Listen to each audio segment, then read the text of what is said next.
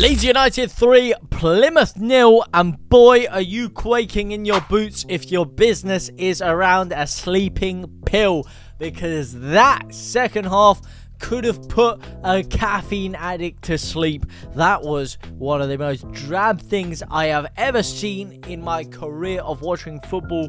Even the first half, aside from that 10-minute spell where the Leeds just pulverized everything around Plymouth. Wow, that was really, really poor. And I cannot even blame Leeds United, because you've got to put a lot of that blame squarely on the foot, on the face, on the responsibility of Mr. Wazza Gaza Wayne Rooney, who got them playing football about as liquid as milk that has been left out on your counter, opened, unsealed for about 5 months. Clumpy, cumbersome and terrible is the only words you can use to describe Plymouth. 11 men at the back, sometimes more men back there than a gentleman's club. It was ridiculous. They didn't look like they wanted to attack at all. They could press every now and again. They kind of half looked like they were pressing, kind of putting a little bit of pressure on Leeds, but really didn't stop us from passing the ball around our own half, around the middle of the pitch. It was just so comfortable and easy for Leeds. And I don't always bring up stats, but this has to be one of the first time I have seen stats this horrific for a side. Okay? 0. I'm talking 0, not 0.001. Not 0.002, not 0.003, 0.00. And you know what? I could just edit this on the screen, but I'm going to save future James a few minutes and just show you this now. Look at this. 0.00 XG, 0 shots, 0 shots on target, 0 big chances, 120 accurate passes, 15 fouls committed, 0 offside, 0 corners. 0.00 XG will be repeated again. That is astonishingly poor. He has got them playing anti-football to the highest degree. And if you're a Plymouth fan, I don't know how you watch that week in, week out, because that was terrible. And Leeds, when a side turns up and decides they're going to do that and they're not going to take the game to you, and it's this Daniel Farke Leeds, boy, are we going to take the piss out of that big time. We are going to just sit back and slowly play our football and wait until chances start to present themselves. Wait until there's a small gap and eventually try to just bore you down and just eventually edge you down to the point where we can nick a goal or 2 goals. And the second we got that lead, the second we turned that into a 2-goal lead in 2 minutes, the second 2 minutes, 3 minutes after that, we made it a 3-goal lead from some scrappy pinball defending. You just knew the game was over. And guess what? You can go back on my stream. You can go back on anything. I've got 2 predictions in a row right for Leeds. I said 2-1 and I said 3-0 our last 2 games. I'm a prediction machine right now. And when we went 3-0 up, you start to think, some people saying, is it going to be 5-6, whatever? No. I was like, listen, this second half, strap yourself in, boys. Get your snacks, get your popcorn, get anything to help distract you a little bit, because this is going to be a very, very, very boilerplate performance in the second half to make it 3-0. Now, are you on the side of things that is necessarily a bad thing for Leeds?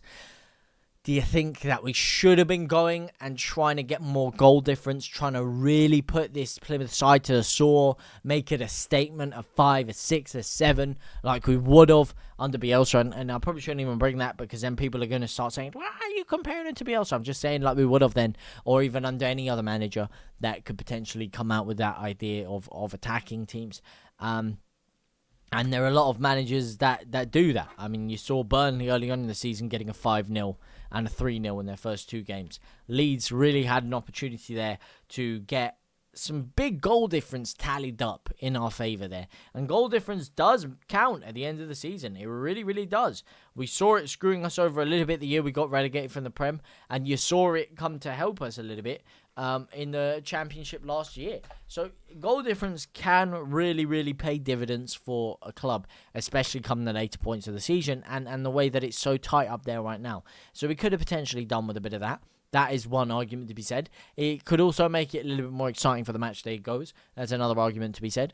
And it also puts a little bit of a marker down, and it stops you from having situations where you're only 1 goal up or 2 goals up and you try and sit off and trying to kill the game off, and then you get caught on the counter-attack, you get caught on the break, you give away a stupid chance, and you've lost the points. And we've seen that a couple of times already this season. We really, really have. Now, this time we were 3 goals up, which is a slightly different story because 3 goals to the good. It's very rare that you're going to give up 3 goals if you're not really going gung-ho, playing high expansive football. So even if they did catch us on the break with a goal, we'd have still had the extra 2-goal cushion, and it would have potentially opened up gaps for Leeds to try and attack them more. But what I will say to counteract that point is this is a very poor Plymouth side who were catastrophically unimaginative going forward. So it really was a great opportunity to start messing around with some new players, seeing what we could do and start trying to toy with them and really put some goals behind them. I will say on that note, we did bring on quite a few changes. Again, waited quite late, but we did bring some on. We got to see Guy Lavogi, who looked decent. You know, bigger tests to come for him, obviously. He was given a lot of time and space on the ball, which he won't necessarily be in other games. But it was good that he, you know, was picking his passes around. He was starting to get himself comfortable back on the ball again, and he looked decent.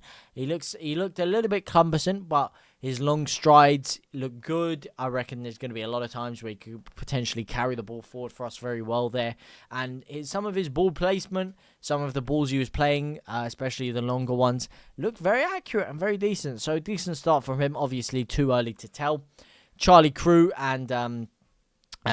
came on late into the half and ripped and shipped a shot. Beautiful ability to get the ball out of his feet quickly and rip the shot. Great technique, great dip on it. Unfortunately, it was down the middle of the goal. Again, too early to really see from him. But it's good to see Fark trusting some of the youth in that situation there. And then, of course, there was also Sam Chambers, who came on for Leeds, but didn't really get too involved for Leeds, coming on in the 74th minute himself.